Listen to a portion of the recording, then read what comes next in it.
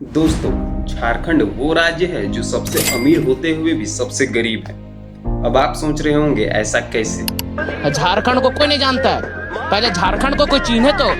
आज पबजी खेलते हैं। कहाँ से हो भाई? झारखंड से हो। कोई जान रहा है?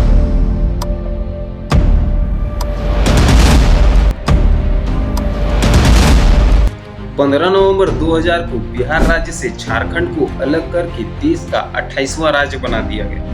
भगवान बिरसा मुंडा की जयंती पर आदिवासियों की दशकों पुरानी मांग पूरी कर दी जाती है। लंबे संघर्ष और इंतजार के बाद बिहार राज्य से झारखंड अलग तो हो गया, पर क्या उस रूप में बनकर तैयार हुआ जिसके लिए अलग राज्य की मांग की गई थी। दोस्तों, दुनिया के मानचित्र पर झारखंड की पहचान सबसे अमीर राज्यों में से होती है।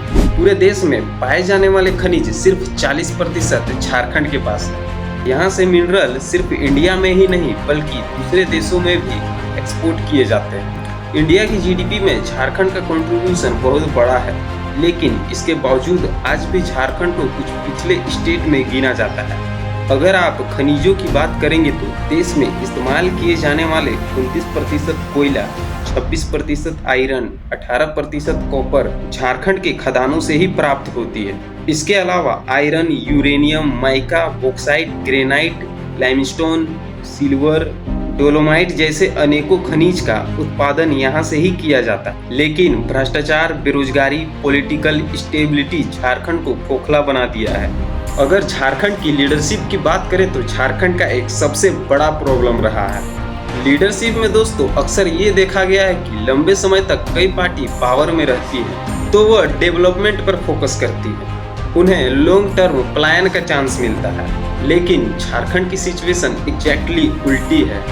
यानी लीडरशिप के लिए वैसे तो टाइम सबको मिलता है, लेकिन क्या यहाँ के लोगों के हित में कभी सोचा गया है? इस लीडरशिप में सवाल ये भी उठता है कि यहाँ के आदिवासियों का जो सवाल है उसके बारे में जवाब क्यों नहीं मिलता है? क्यों अब तक उनके जीवन को बेहतरीन नहीं बनाया गया?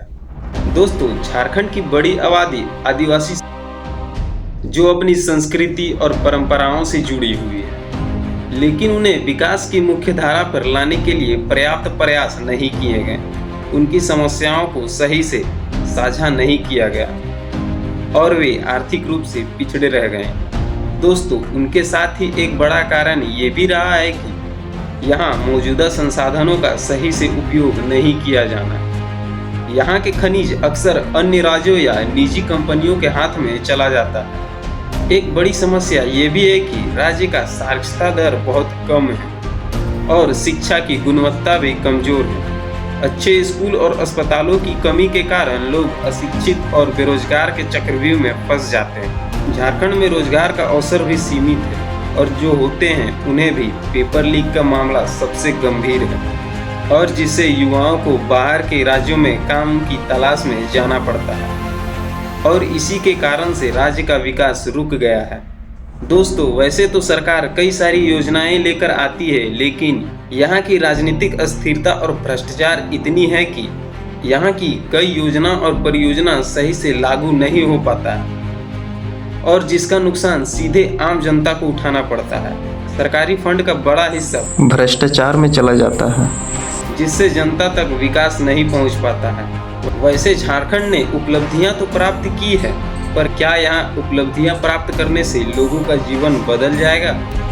झारखंड के बोकारो में स्थित बोकारो का steel plant Bhilai steel plant के बाद भारत का दूसरा सबसे बड़ा स्टील प्लांट है और एशिया का तीसरा सबसे बड़ा है। जमशेदपुर भारत की पहली स्टील सिटी है, लेकिन फेड एक्लाइजेशन पॉलिसी के बाद ट्रांसपोर्ट कॉस्ट सिग्निफिकेंटली कम हुई है। और दोस्तों, देश के 100 स्मार्ट सिटी में से रांची का स्मार्ट सिटी को पूरे देश में दूसरा स्थान प्राप्त हुआ है, पर क्या इसका फायदा यहाँ के लोगों को हो रहा है? इसके अलावा गोड्डा में अडानी पावर प्लांट खड़ा है। 1600 मेगावाट बिजली उत्पादित करते हुए मैक्सिमम बिजली बांग्लादेश को बेचने में लगा हुआ। इस बिजली को पैदा करने के लिए जो कोयला, जो खनिज संपदा का साथ चाहिए और जमीनी मजदूरी, बेसिक इंफ्रास्ट्रक्चर चाहिए, वो सभी झारखंड से लिया गया है। लेकिन फिर भी यहाँ के लोग आज सबसे गरीब हैं। दोस्तों, ये थी आज की वीडियो। कैसा लगा कमेंट बॉक्स में जरूर बताएं। दोस्तों, आपको क्या लगता है झारखंड के विकास के लिए सबसे अहम भूमिका क्या है? अपनी राय कमेंट बॉक्स में जरूर दें, वीडियो को लाइक और सब्सक्राइब तभी कीजिएगा जब वीडियो आपको पसंद आया। वरना छोड़ दीजिएगा, मत कीजिएगा। फिर मिलते हैं किसी नई वीडियो के साथ, तब तक के लिए भारत माता की जय।